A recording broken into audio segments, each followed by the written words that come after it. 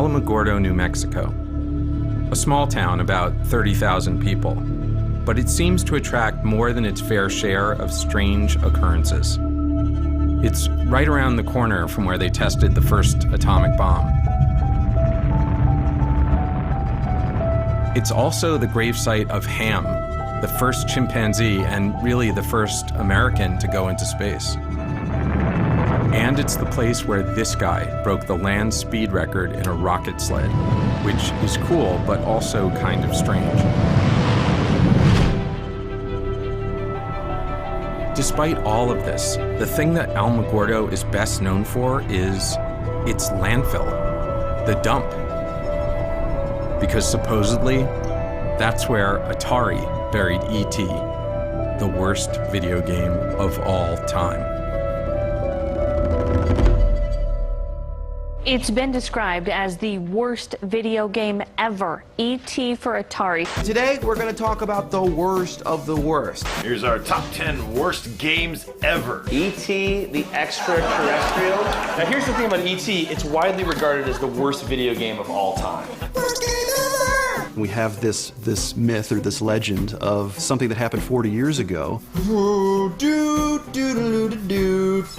Son of a bitch, get out of the fucking hole. If you grab a piece of the phone, the FBI agent keeps attacking you. If you take a step in any direction, you fall into a hole. And if you get out of the hole, you fall right back down. One of the major design flaws of the game was that E.T. fell into pits.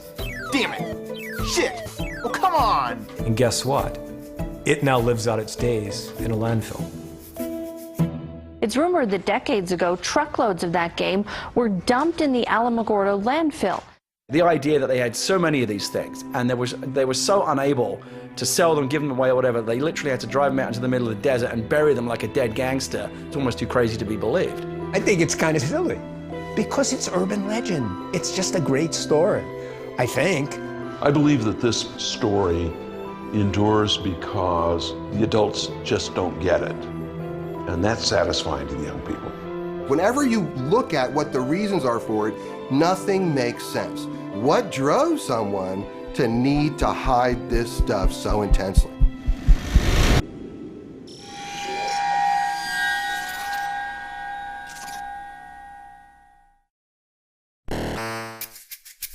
When I was 5 years old, Pong came out, and my dad got it for me and my brother and sister. When the Atari 2600 came out, Atari! I got every cartridge I could get my hands on. I played it constantly. Atari was like Xbox and PlayStation rolled into one. It had an 80% market share, and the 2600 was its killer app. Adventure was probably my favorite game on the 2600. I spent 3 weeks sitting in front of my TV trying to find the first Easter egg ever hidden in a video game. It looks kind of stupid now. You were just a block who picked up an invisible dot and carried it into the special room to discover the programmer's name. But to me, finding that hidden screen was like a revelation. As an adult, I still play a lot of video games, but I also write and direct movies. That's my job. I've worked on a lot of big comic book movies, the kind they make shitty video games out of, and I even wrote some of the shitty video games. But I'm also fascinated by myths and urban legends. In fact, 10 years ago, me and this guy Werner Herzog went to Scotland to find the Loch Ness Monster. We never did find Nessie, but I still love an adventure, especially to unravel an urban legend. Today, video games are everywhere, so it might be hard to understand my generation's obsession with Atari. But for us, it was the gateway drug to a lifelong addiction to video games. And then one day, it was just gone. Sometime in the mid-'80s, it just disappeared, and there were no more Atari games. And I always wondered what happened. Where did it go?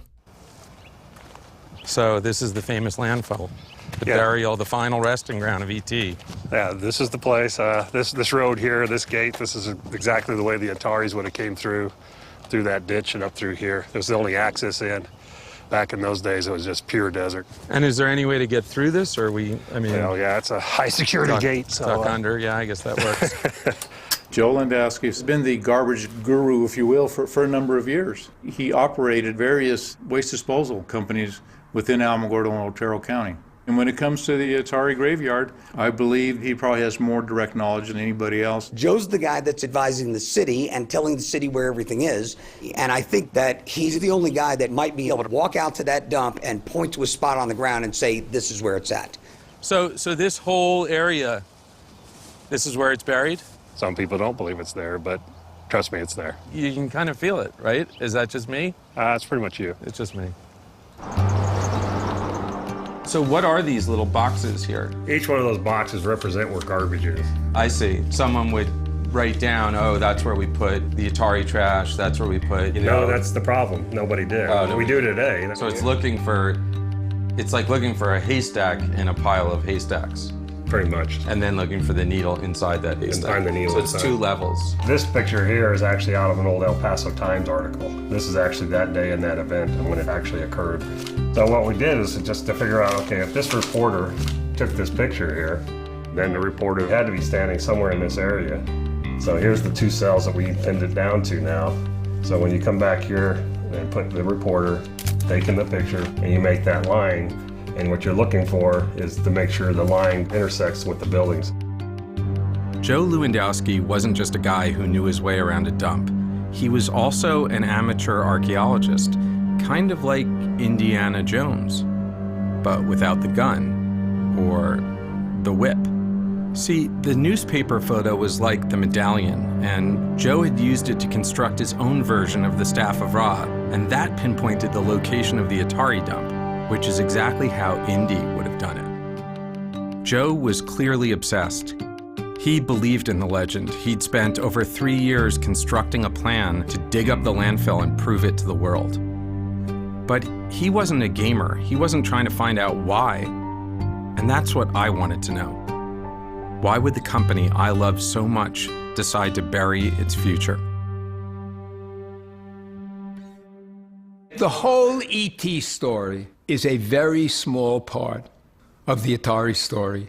Let me go back a second and explain how Atari started out. The video game came because of a convergence of me working in amusement park summers while pursuing an engineering degree at the University of Utah. I knew the economics of the coin-operated game business. They made a lot of money.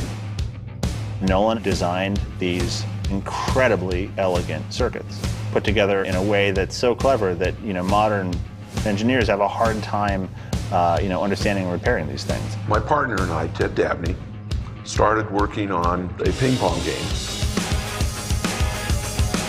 By the end of '72, we did $3.5 million.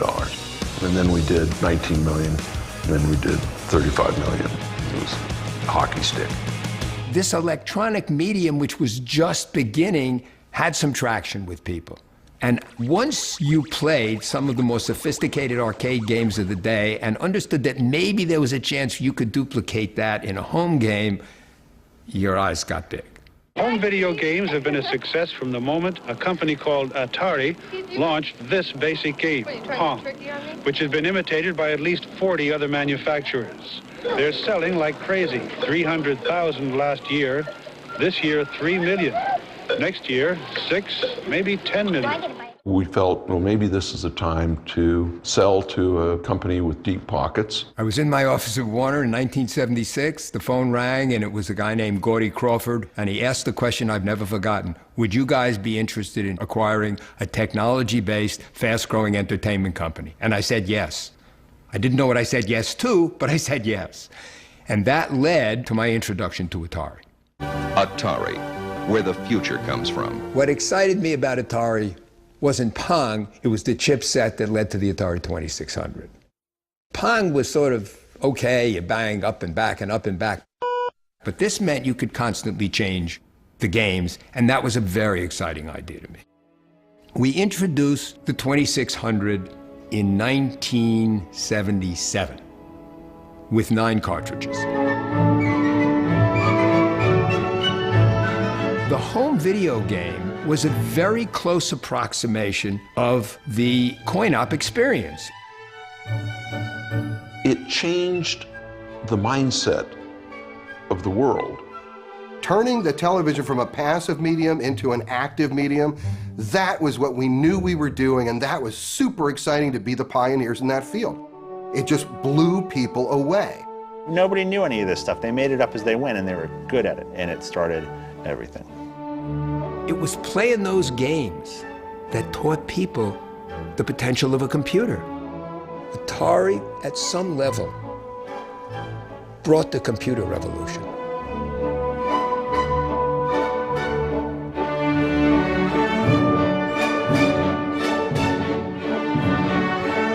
They started experimentally hiring smart kids with this idea that maybe they could come up with other stuff to do. And they inadvertently were trying to create the job of game designer. Microprocessor real-time control programming is just where it's at. So there's two kinds of things you could typically do with that in the early 1980s. You can do missile guidance systems, or like we say, kill people for 12 cents a head. Or you can make video games, which I thought was a much better application for the whole thing. What went on at Atari from the very beginning was basically that the engineers are going to drive this company, because they weren't just engineers, they were creative guys. They're like musicians or movie directors, they're artists. Through luck or providence or both, they ended up with this department of game designers that became this dream team at Atari. These guys who made all of these classics, Tempest and Asteroids and Centipede and Gauntlet and, think of a game. The culture was, these guys do what they want to do. One day I was standing at the men's room at a urinal and I looked down and I saw a pair of bare feet next to me. And I looked, and here is a guy wearing a pair of shorts and nothing else. And I said something, and they said, oh yeah, that's so-and-so, he's a great engineer. He doesn't like to wear clothes. The coin-op engineers at Atari, they were great. And on the consumer side, Howard was one of the best programmers. He was one of the best of those engineers. At the heart of the creative process is the programmer. I try to create basically a sensory experience that evokes a certain feeling in the user. I mean, I tend to program from a concept. I mean, I was made for this. I mean, this was what I was made to do. January 11th, 1981, I showed up for my first day of work as a game programmer at Atari. So do you remember the first day you showed up here? Absolutely. My first office mates were Todd Fry and Rob Zadibble. And I had an understanding that there was a lot of dope that was smoked at Atari when we were there. And so on my first day at work, I brought a joint because I didn't want to be, I wanted to be a courteous guest. And so I showed up. By the way, this is a good lesson for our younger viewers. If people are doing drugs, bring your own so you fit in. Todd walks in, shuts the door, and says, I'm going to get high in here, so if you don't want to be around this, you better leave. No, actually here. I said, I brought a joint. And he sort of looked at me, he went, I'm going to smoke some real stuff, okay? That was my introduction. That was my first day at work. We wanted people who worked hard and yet had fun at doing it. How do we mix up so that we don't know the difference between our work and our play? The company's motto was, we take fun seriously, but we used to say, we take fun intravenously. And they didn't like that very much. No, I don't know why. The party atmosphere was actually a calculated plan to incentivize. I would set quotas. If the quotas were met, I'd throw a kegger. They would just roll out in a car, go to a liquor store, and they gave someone a company credit card, and they came back with a bunch of booze, and we consumed it. Over there is where the hot tub was. Inside on the first floor, there's some great stuff that went on in that room. Over here, here's the hill that, one day I was wearing a dashiki shirt, which I was very into back then, and I would do somersaults down the hill. I might have had some cocktails that afternoon at that point. Did you know that you were entering this crazy party atmosphere that you'd be? No, even though I was told I was, I had no expectation that it could really exist. The best recruiting tool we could have for an engineer was to bring him over to one of our parties. Hey, what's happening, people? Hey, how's it going? Happening? And he felt, hey, I'm a nerd. There are girls here. They're talking to me. It's good. That was the culture. These guys are the lifeblood of the business. They do what they want to do, and that's fine. In some ways, things happened to me over the course of 3.5 years here that made the next 25 years really tough, because it established a standard of what professional life and life in general could be And I never let go of the thought that my life could still be this or better. I just didn't know how to do it. It's really intense for me to come back here. This is the first time I've been back here in 30 years. And this was the place where I was introduced to what life could be for me. What a working life could be, what real creative satisfaction could be, what doing something really meaningful could be. Those are all things that come back to me in this moment.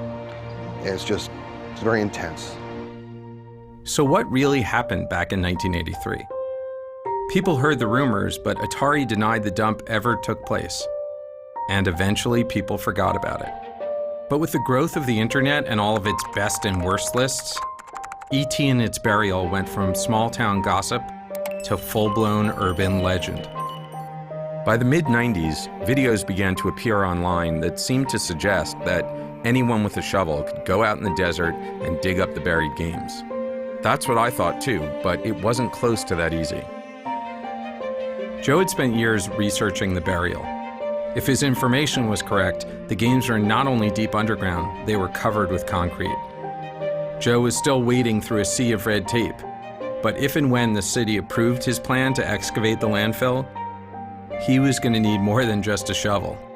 He would need giant yellow digging machines and a bunch of guys in hats and vests to operate them. This is one of the photos of the actual burial when they did it. So we're looking at like 15 feet down to hit the concrete. Under the concrete's mostly dirt. It's just it's the bottom of the pit. What's that thing right over there? That's a motor grader. A motor grader? Yes. That's for really just fine grading, you know, like the highways and roads, and fine planing large areas. So we conceivably might need that for this, right? No. I mean, but you could bring it out before, right? I mean, you might want to park it there so it's ready. No, not really. Oh. No, we're fine. I don't know. Not my field. I am concerned that Joe's moving kind of quick, and we do need to throw some brakes on and slow it down. The opposition comes from environmentalists, maybe within the community, and the concern is that Alamogordo also may have something else buried in the landfill that may be hazardous, and we may not know exactly where this location is. Nobody really and truly has dead honest records as to where everything is buried out there. And we're talking potential mercury-laced pigs, malathion, possibly DDT. There's potentially lead in there, maybe some other dangerous metals that are in those cartridges. I don't want to be in an area where we might crack open a sealed tomb, so to speak, of these hogs where mercury gas comes out. So I don't want the Stephen King novel of we hit the wrong spot and all of a sudden we are evacuating Alamogordo. That is unacceptable to me. If there's a problem that the New Mexico Environmental Department perceives, we're not going to be able to proceed. Until I'm satisfied it's safe, it's not going to happen, at least within my power. There's only so much power that I have.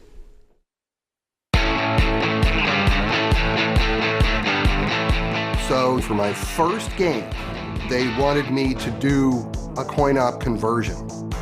Although I had only been there for about a week, I went to my manager and I said, you know something? I said, this game, Star Castle on the 2600 is just going to suck. I know it's going to suck. And I said, but I think I can take some of the key things that I think make it a fun game and rework it so that it would work on the 2600. And so they said, okay, go ahead, do what you want to do. So how did you learn how to program a game? I just read the manual and started writing the game. No one had ever done like a backstory for a game before. And I thought, this is my first game and I want to be involved in every part of it. I want to make it the best thing it could possibly be. So I wrote this like 7-8 page story. I stayed up all night just writing this story, knocked it out. And it was a science fiction story about flies that get on the first interstellar spaceships and mutate and evolve and take over the solar system. But now they're under attack by this other monster and stuff. And that's a short version of the story. So I thought, well, I need to name it. So what I did was I named it Yar because that's Ray spelled backwards. And Ray Kazar was the CEO of Atari. Right, so I've got his name keyed into the title. And I thought revenge, great action word, so that's compelling. And so that's how it became Yar's Revenge.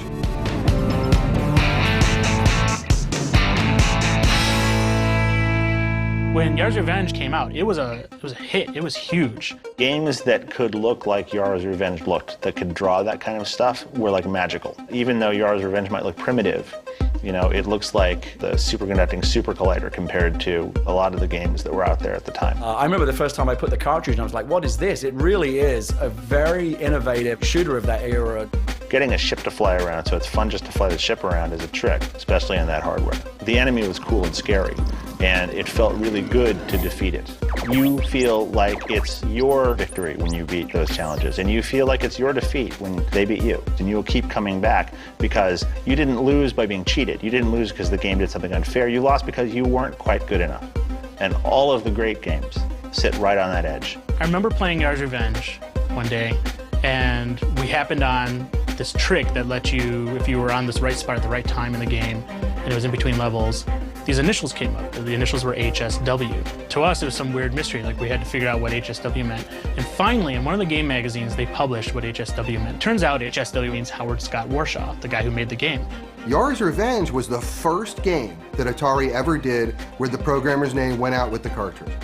Yars' Revenge had a lot of firsts, and that was just one of them. Yars' Revenge is the best-selling original game for the Atari 2600. It sold something like 1 million copies. Every reviewer at the time thought Yars' Revenge was one of the best games Atari put out. You know it made a lot of money for Atari.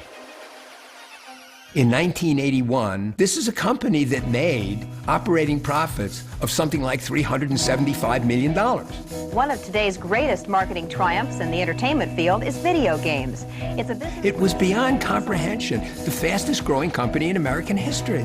This was an explosion. Even those of us who were in the middle of it were shaking our heads going, oh my God, this is amazing. We were the most successful coin-op company. We were the dominant consumer company. And we sat around literally saying to ourselves, what are the categories of games? What are the capabilities of the 20th century? Where is this industry going? Everything that Joe has put together on this Atari graveyard so far seems to be coming true.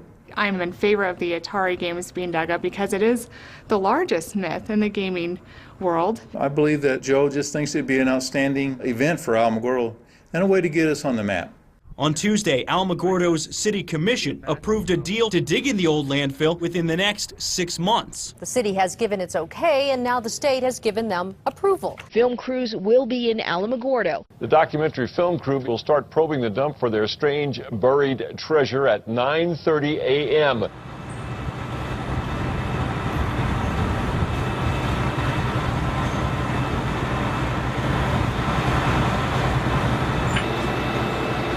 So this is an impressive looking machine out here. What the hell is it doing? What this drilling rig does goes down, straight down, takes out core samples and brings up whatever's in the ground. We've narrowed it down from 300 acres down to about 5 to 10 acres. And so what we're doing now is trying to get it even closer. Because we're looking for things like somebody's mail, you know, the postmarks, newspapers, things like that, looking for dates. Because we're looking for September of '83.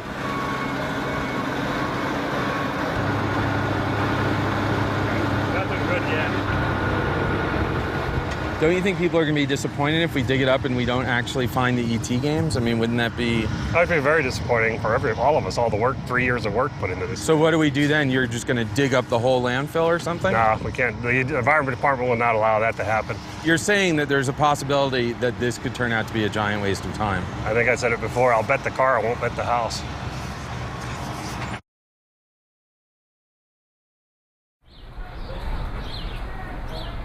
Most everybody, at least in the Western world, has played a video game of some kind. They've gone to an arcade. They know the Atari brand. They certainly know E.T. And so I think there's a universal curiosity about this game. You know, something did happen those couple of nights in 1983 that I think it merits serious investigation. So why did I decide to go to Alamogordo? I'm very much interested in the impact that a particular game or an industry has made within a cultural and social context. What's striking about the Atari ET game in the Alamogordo landfill is that they're there and not in museums. I think this is what excites many people who keep this narrative alive, is they want to get these items. They want visible proof. They want some kind of tangible evidence that that dump did take place. I've been professionally making games since about '94, but more than that, I'm somebody who's been chiefly doing a lot of historical work with video games, trying to preserve video games and get people to understand that video games are more like art. And so I've been doing a lot of video game preservation and education. I always thought one day I'm going to go over there and I'm going to see finally, once and for all, like where it's buried. I almost don't even really need to know what's in it. I almost want to keep that mystery alive. To me, under that landfill is actually the burial site of an entire industry, because what affected Atari at the time affected everyone. And everything that I thought was going to go on forever stopped. And it stopped almost at that same moment that whatever's there was buried. So for me, I want to find out what is there. It's like opening the Ark of the Covenant. It's like, you kind of want to look, but is my face going to melt off? I don't know. I have told my wife that I will be going to New Mexico. And she asked me why, and I started to explain, and she said, I don't need to know. You just go do it. You want it Ernest on screen? Whatever. Ernest is my fancy writer name. Ernie is what everybody calls me. All right, so we'll use your writer's name. How would you describe yourself? Screenwriter, novelist, gentleman adventurer. The thing about having an Atari for me was it was a simulator. Like I could simulate being Indiana Jones or simulate being E.T. Having access to that and coming from a family of like modest means and not having to, beg for quarters and just be able to play as much as you wanted, that was such a huge part of my childhood and fed my imagination. And that was the inspiration for Ready Player One, my novel. The idea of like, what if Willy Wonka had been a video game designer and he held his golden ticket contest inside his greatest video game creation. And that all came from finding those Easter eggs in all those Atari games. I felt like a little kid this past week, like getting ready to go to camp. Alamogordo and the Atari graveyard, for me it's like holy ground. And that was when I realized my DeLorean's already in New Mexico. I just have to fly to Santa Fe, pick up my DeLorean from George R.R. Martin, who was using it for the Back to the Future screening, and drive it down to Alamogordo. I could stop at the Very Large Array, also hit Roswell, and then go to Alamogordo and be there for the excavation of the Atari graveyard. As soon as those tumblers clicked into place, I'm like, the most epic road trip of all time, I have to go. It's like I'm Indy going to Westeros to meet Doc Brown and then save E.T.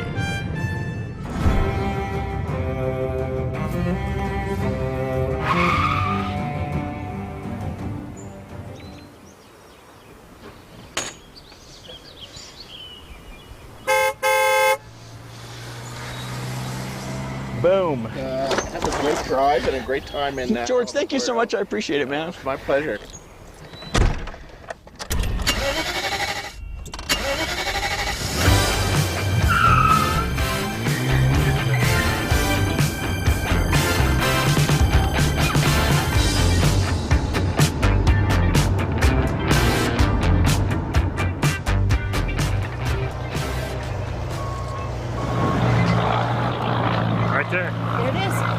This is a good piece of evidence because right here. Is that the date right there? Right there. You got Sunday, October 2nd, 1983 right there. That's good, right? Yeah, Atari was from the 23rd to the 29th of September. So this is like a week later? Well, it's not even a week. It's like 2 or 3 days later. Well, I'm not that good at math. The Ataris would have been on the bottom, then garbage from the following weeks would have been piled on top. Right. So where are the games? This is the following week. In here? No games yet. No Atari stuff at all? No, not yet. Not yet. Okay. I love the challenges. I love the mystery. I love the especially when people say they'll never be found or they're not there. That just makes the challenge even better. I put 3 to 4 years of this research, planning, the politics, the environment department. I mean, many things to get to this point. Yeah, now it's very important that we find them.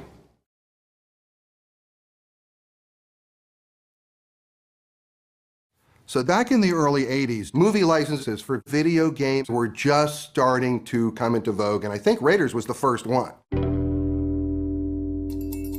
So they needed someone to do Raiders of the Lost Ark. I think what happened was yours was very successful, and so they wanted me to do a big game, and then it was up to Spielberg. So when I went down and met with Spielberg, and if Spielberg would have said, I don't think he's really right for the game, they would have sent someone else. Can Indiana Jones escape from the forces of evil? In Atari's Raiders of the Lost Ark adventure game. What was the reception of the Raiders of the Lost Ark game? It was another million seller. Raiders was huge. I mean, I can honestly say I'm the only programmer in the history of Atari where every one of my games that was released was a million seller. The word meteoric comes to mind. And now, Steven Spielberg brings us E.T., the extraterrestrial. Spielberg says, well, you know, my pictures, they open slow, and they build, and they hold, and da-da-da-da-da-da. And I just looked at him, and I didn't know anything. I said, not this one. It was E.T. I said, it's gonna open huge, and it's gonna stay huge.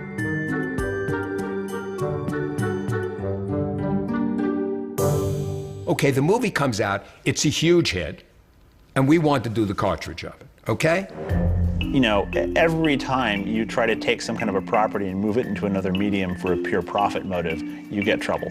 Specifically, with respect to games, you know, it's like, oh, you know, like, let's go see if we can exploit this movie as a game. You know, maybe we could make extra money out of a profitable franchise. Now, there was a negotiation going on between the Atari people and the people at Universal about what we're gonna pay. And Steve Ross, who was the CEO of Warner, got in, and for whatever the reasons, he agrees to a deal that is so off the chart, nobody believes it. But he doesn't. It was $20 to $30 million. It was some crazy number. Steve Ross basically was trying to woo Steven Spielberg to come to work for Warner because he recognized that Spielberg was a genius. And that all plays into this story. Well, we acquired the rights to E.T., and we had to have the game out for Christmas. And that's a problem. One afternoon, I'm sitting in my office, and a call comes in, and it's Ray Kazar, and he's calling from Monterey. So I take a call, and Ray Kazar comes on the phone, and he says, Howard, can you do E.T. in 5 weeks? And I said, yes, I can. And he goes, okay, in 2 days, I want you to be at San Jose Executive Airport. There'll be a Learjet waiting for you. Be on that jet. Be ready to propose the game to Spielberg. During that meeting, when I flew down on the Learjet to go meet Spielberg and present the game to him, even though I only had 5 weeks, I still wanted to innovate. So I proposed a 3D world that the game was going to take place on. And the huge scope of what I was trying to achieve, it walks that line between really trying to make something happen and venturing into the impossible and walking off a cliff. The emotionality of the game was supposed to come out through the interaction of the characters. You have the FBI agent who's interested in what you have. That's why the FBI agent just steals stuff that you were holding. You have the scientist who's interested in who you are. The scientist actually carries you back to the city because they want to study you. And Elliot comes in to save you. There's times where you can call Elliot and he will help you out. And so those are the kind of things that I had that I thought created possibly some sentiment. And at one point, Spielberg says to me, he goes, you know, couldn't you do something more like Pac-Man? No, Stephen, we need to do a game that's fresh. We need to do something that's really worthy of this movie. How simple you can make a complicated game. It's how complicated a game can you make subject to the constraint of easy learnability. My job is to produce a cartridge that is going to sell for Atari. A typical VCS game at the time took 5 or 6 months, and this was going to be in 5 weeks. You might think, no, nobody can do a game in 5 weeks, like most people in the department would think. But I don't think that way. I think, yeah, I can do that. The word hubris comes to mind. I mean, whatever it is I might have been full of, I was overflowing with it at that point. Because if the game can't make the Christmas market, the game is a total waste. They're gonna miss their window. So that was the big thing. It was the $22 million bet that you could turn the game around in that time. I had a development station moved into my home. So I could be basically working on this game almost 24 hours. We found that there was a good probability of success if we took a coin-operated game and just ported it over to a game that we could play on the VCS. E.T. didn't have that. Hello? Somebody out there?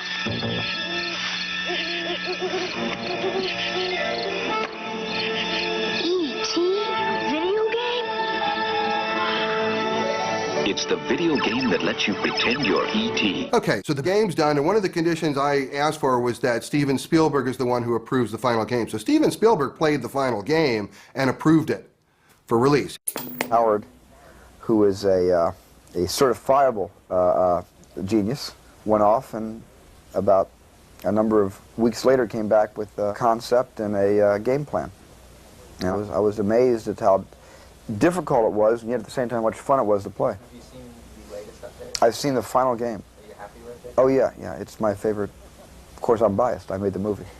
So Steven Spielberg thought it was okay, so I thought, all right, I'm good with that.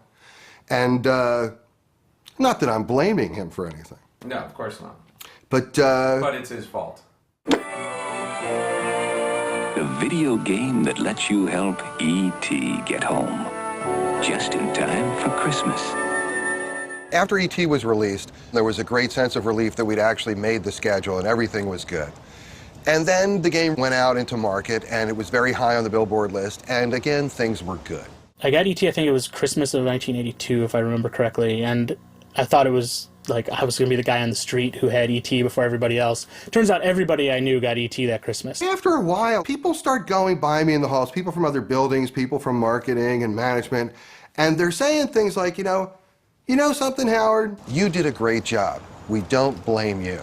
That was really something what you did. You really came through for us there, and we don't want you to think we think anything else. This really isn't about you. Don't feel bad. It's okay. It's cool. And I'm thinking, like, what the hell are they talking about? E.T. was a really hard game. It was the kind of game that was brutal, unfair, didn't make a lot of sense. I grew up in London, and there was a video game store in my town that let you rent them. I don't know what the rental was, like 50 pence for a weekend, and I still remember feeling like I wasted my money because it was bad. People aren't liking it, and people aren't liking it a lot. And what made it particularly bad was my memory of the movie was so great. I love the movie. Everyone loved the movie when it came out. It's a great movie, still is a classic movie today. And so this massive chasm that existed between the quality of the movie and the quality of the game that it was based on, I think just made it seem that much more like a slap in the face. Okay, well, maybe it won't sell 6 million, maybe it'll only sell 4 million or 3 million, that'll be okay. And then there's like returns. People are returning the game. They made too many. How many they made, I don't even know. They made like 4 million cartridges. That means there could be millions of carts coming back. So what do you do with useless, worthless product? How do you get rid of it? Bury it. That's a pretty good answer. Well, career change is not anything new for me. I've been through a number of different careers. I actually went and got a California real estate license and then a broker's license and did that for a while. And I did that just long enough to know this was like the last thing in the world I wanted to do. And now I am a licensed practicing psychotherapist in California.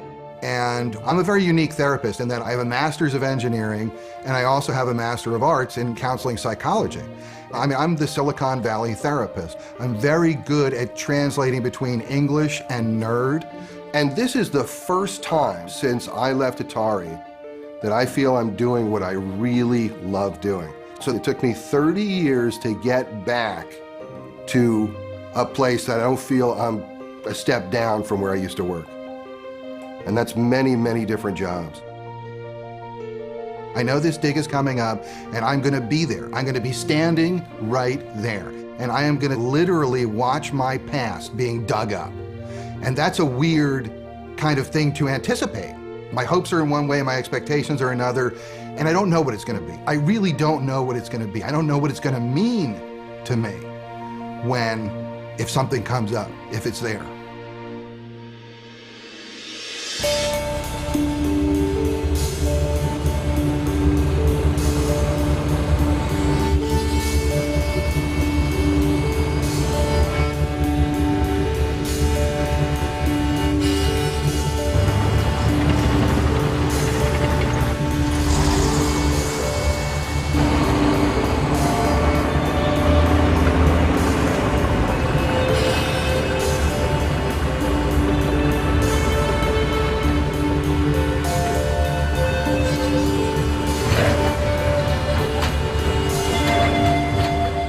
Part of punk archaeology is that sense of community and the fact that we're helping each other out to address the issues that we're interested in. And most of the time we're doing it on a volunteer basis. It's going to be interesting to see how they decide to excavate in order to clear a better area, so that we can get at more of the content that we need. One of the people down there did confirm finding a Donnie and Marie poster. Yeah, which is awesome. Well, basically, because we're going to treat this as a salvage excavation, we will dig a trench. We'll go through and excavate the material in the pits that we dig, at which point we'll send them up to the tables. We'll sort through the material, we'll weigh it, we'll count it, identify it, and that's the plan. So what's happened so far today? Basically, we've started digging on the hole, and the trucks have already started going through the train. So just so people understand, and probably right now I'm cutting to an awesome diagram of this. There's like 20 feet of garbage that's on the top of wherever the games are buried. Garbage and dirt. Sorry, garbage and dirt. Right. In the diagram, it's going to be pretty clear. And so that all has to be taken away, right? Yeah, we'll get the vast majority of the hole excavated out. And so far, have we found anything and found any Atari games? Or? No, nothing. Nothing. Nothing yet. And son, I mean, you seem pretty nervous. Right. Are you? Oh yeah, terrified. Terrified, okay. I gotta be honest, I'm nervous as shit. I don't know if that'll help motivate you guys, but yeah, that did it for us. Yeah. We need to get back to work, yeah. Great, let's go. Glad you've done that. Go team, way to go. Son, calm down, buddy.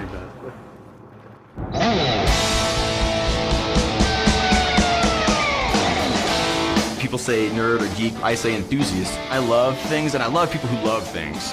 Like, if you just spend all your time focusing on all of the amazing like art and entertainment that's being made, there's so much of it happening now you can't even take it all in. It's like The Dig. When I tell people, like the right kind of people about it, they're like, I can't believe that's finally happening and that you're gonna get to be there. You know, I get, look, goosebumps talking about it.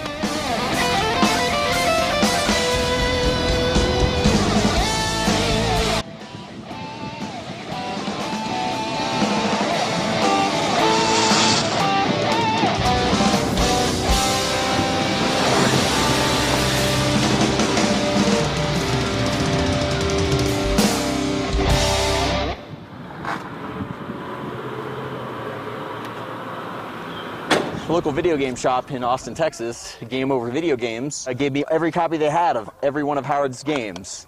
Little known fact, E.T. has the very first official video game Easter egg ever in a video game. Warren Robinette had the very first one in Adventure, but he did that without anybody knowing. Howard asked if he could put Easter eggs in the game, and Atari said yes. If you go find the geranium and you make the geranium regenerate, it turns into Yar from Yar's Revenge, and he flies away.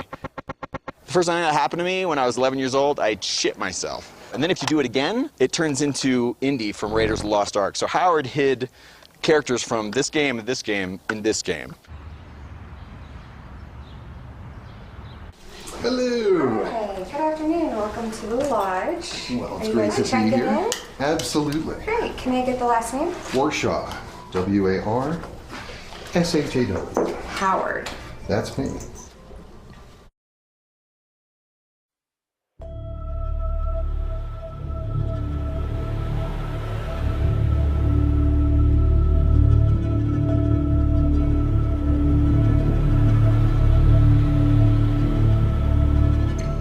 So it's the day of the actual dig, and my wife and I are in a van on our way to the landfill. It was a strange feeling. I mean, I was like nervous, and I didn't really understand why, but I just had this sense, there's like a tingly thing, that something is going on here today. And as we pull into the landfill, there are already people there. And then there's more people, and we go on, and there's more people, and it just keeps going and going.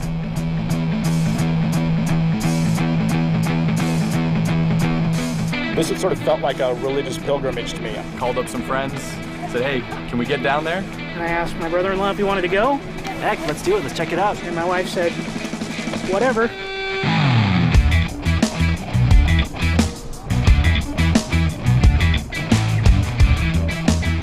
It's one of those weird, monumental video game-based events that only comes around once a century. This is our generation's urban legend. Billions of cartridges out in the desert. Growing up, you always read little rumors about it. And I grew up playing an Atari, which my babysitters had given me, and I actually had the E.T. game. My friend and I, she and I would actually just, for fun on the weekends, drive around trying to figure out where would these Atari games be buried. It was the fun of the legend. It's like looking for the Loch Ness Monster. What did you think when you played the E.T. game last night? It was awesome, because in my opinion, I like terrible games.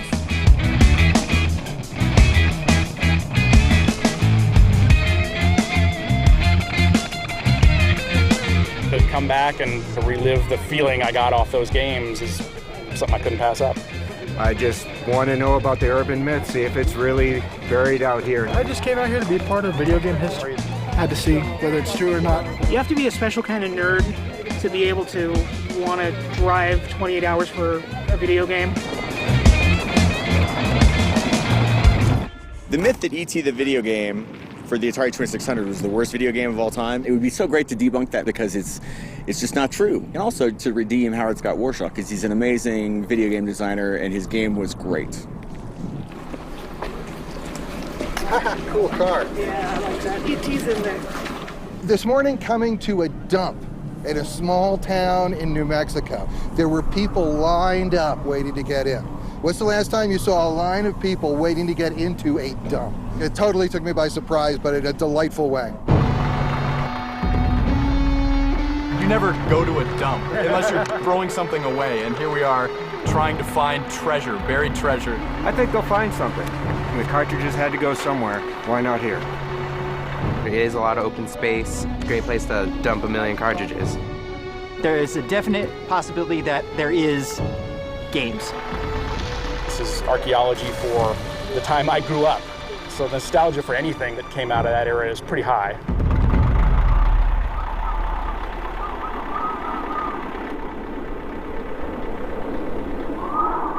All right, now the wind is really picking up. On cue. On cue. The weather here in Alamogordo is awesome if you like sandstorms and an impending doom-filled cloud of white. Whoa. Oh, this is getting brutal. Yeah. Sorry, this is brutal. It's getting very windy.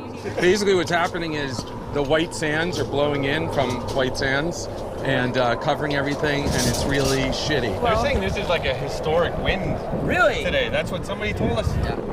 To think that we're in the middle of a sandstorm, really, this is what's going on. And for me, it was almost like the big sandstorm right at the opening of Close Encounters. The people wearing the goggles and the bandanas, everybody's like gathered around because they found something and they can't believe what they found. Oh, wait a burst! This is Tony Johnson from Denver, Colorado, who ran up to me in my DeLorean. He's like, I found something. And Tony is going to go down in history because he found the first evidence of Atari hardware. Whoa, that's right pretty there. huge. Right there it is, my man. Ladies and gentlemen, we have an announcement. So Tony, tell us what you just found. An Atari 2600 joystick top. So Tony, where did you find it? Walking to the bathroom. So is a surface find? Surface find. Yeah, like we know what a surface find is, right? Well, surface find is something, you're walking around, you're looking down on the ground, you see something interesting, you pick it up. It's totally out of archaeological context. What are the odds that that like blew out of the hole? I actually think that's pretty good. I mean, the wind is blowing fiercely in that direction. The stuff's coming out of the bucket. We've been finding a lot of interesting things that date from around that time. Anything from Atari? Nothing from Atari yet. How can you authenticate this? Can you carbon date it? No, it's much too recent for that. There are really two things that we could be dealing with when taking a look at these cartridges if they're actually there. First thing is that they just loaded the trucks with these cartridges and then they dumped them. And that's the best possible scenario because you can pull them out and I bet you most of them will be playable. They've just been in there for, since 1983. Trash bags, Stroh's beer cans, wood, tons of wood. We're right about where we need to be, but there's still no Atari detritus at all. We've been here for a while already. It's tedious, the wind's horrible. We're wondering if they're gonna find anything or not. It's like a nylon cord and a big red wrapper. I don't think there's anything in that hole except rattlesnakes and scorpions. If it's buried, it's probably for a reason. It should stay buried.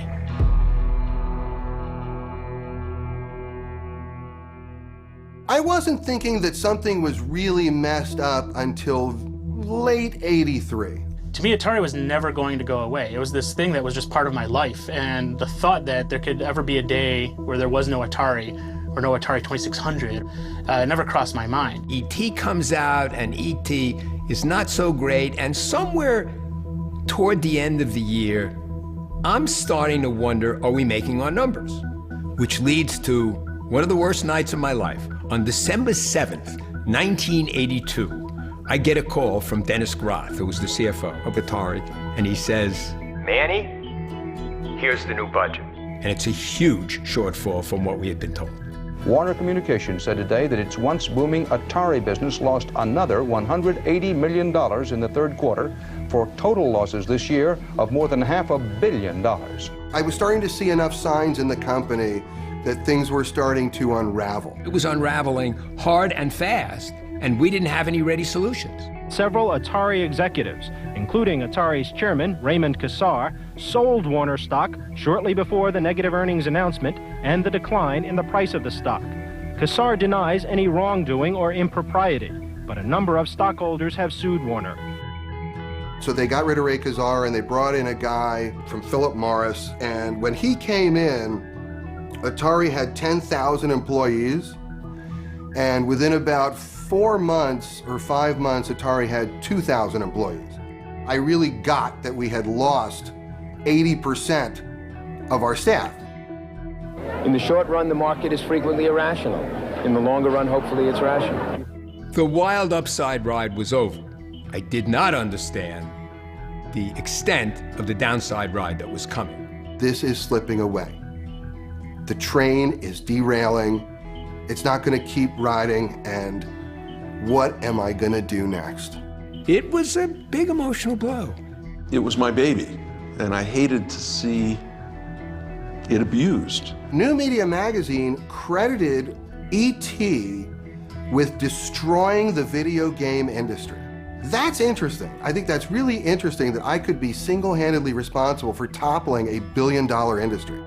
E.T. comes out, the industry dies, Howard's associated with that, and I think that's affected his career and what people will remember him for, and that's pretty bad.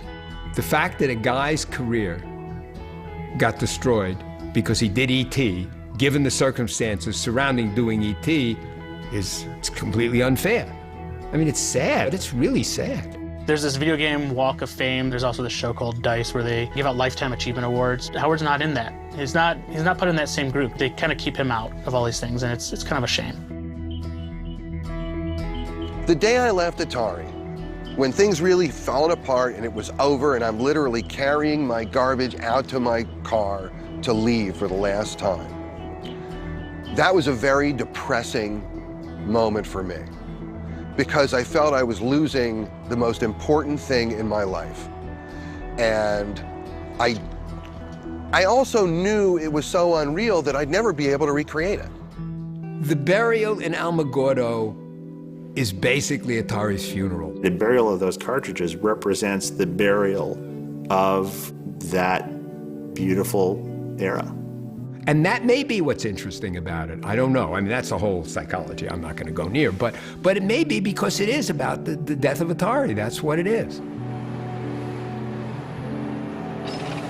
We can't control how the past returns to us. We may get something that no longer resembles an ET cartridge. We may get something monstrous, something twisted, something decayed. We may not even know what we're looking at if we unearth Atari's ET. Part of me feels that when you finally crack open this place and you start to look, it's going to be a lot like the Ark of the Covenant. It's just going to be a bunch of sand. But another part of me hopes that what's found there is going to lead to a lot more understanding and a lot more discovery about what really happened. Shit, you see what I see? What's his name? Joe! Joe! What's that? What is that right there? They want me to come in? Let's go.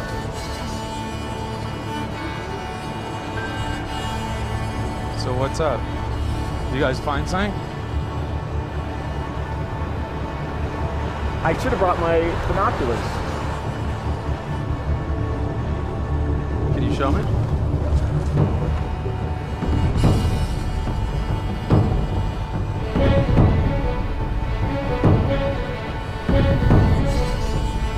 They're bringing some stuff over to the archaeologist table right now. Let's see what's going on.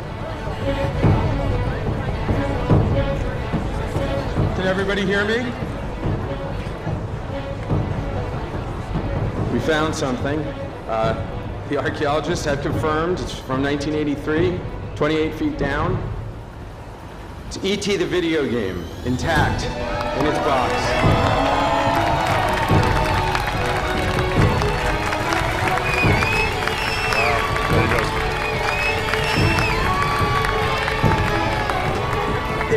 emotional event. They backed up this legend with fact, and it's incredible to be a part of it.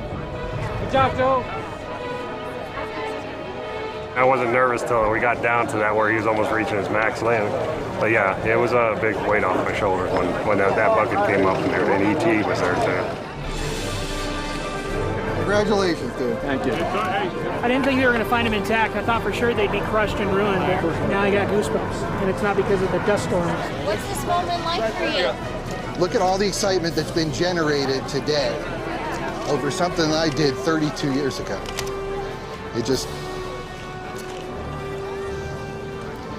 It's an immensely personal thing.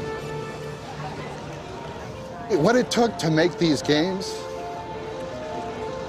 was a lot. And this one was done in 5 weeks. That was one of the hardest 5 weeks of my life. So I need a little moment. And I'm just so excited to be here.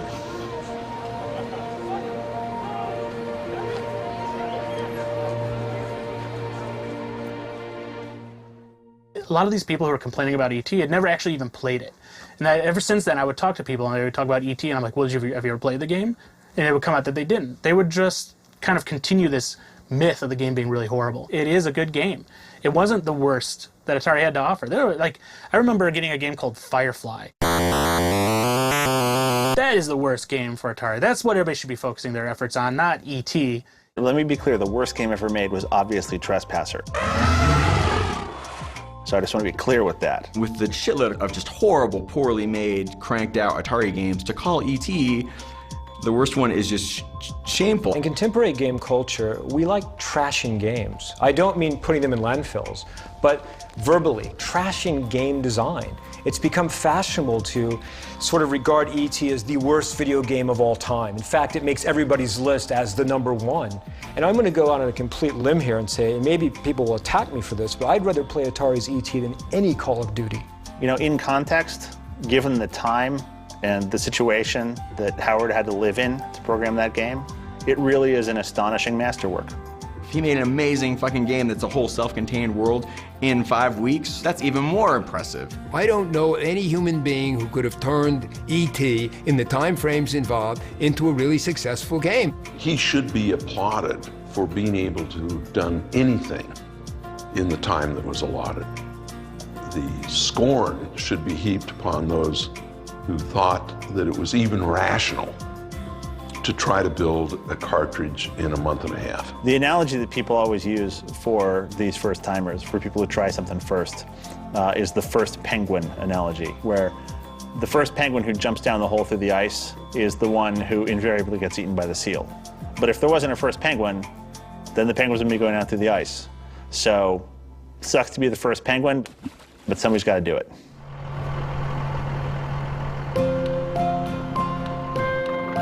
So it turned out that Joe Lewandowski had been right all along. The games were buried, almost exactly where he had predicted, and no mercury-filled pigs popped up out of the ground. So the legend of the burial was true. Or was it? When the archaeologists cataloged all the games, there were a bunch of ET cartridges, but nowhere near the millions that were such a big part of the legend. In fact, E.T. made up about 10% of the total games found. The rest included some of the best games ever made: Defender and Centipede and Yar's Revenge. There was even one copy of Adventure, which I snagged. The burial wasn't a cover-up or done out of shame. It was a warehouse dump done by a company in financial distress. At the time, the Alamogordo landfill was just the most practical solution. E.T. wasn't buried because it was the worst game ever. People called it the worst game ever because it had been buried. And as a result, it got blamed for destroying an entire industry. The game and its creator had taken the rap for a crime they didn't commit. The notion that E.T. caused the demise of Atari is simply stupid. It's just stupid. Atari committed suicide. It was not homicide. And it wasn't the E.T. cartridge. It was a concomitant effect of a lot of missteps in technology, in deployment, in marketing. So people say E.T. destroyed the video game industry, and I'm sure I've heard that before, but it's just really funny. No, the behavior pattern that created the conditions for the E.T. failure is what destroyed the video game industry. The cause of the fall was Atari trying to sell yet another 10 million Atari 2600s into a market that was saturated. E.T. didn't destroy Atari. It wasn't good, but it didn't destroy Atari. That's one of those things people say. And the reality of life is, if enough people say it, it becomes the truth for people. A simple answer that is clear and precise will always have more power in the world than a complex one that is true.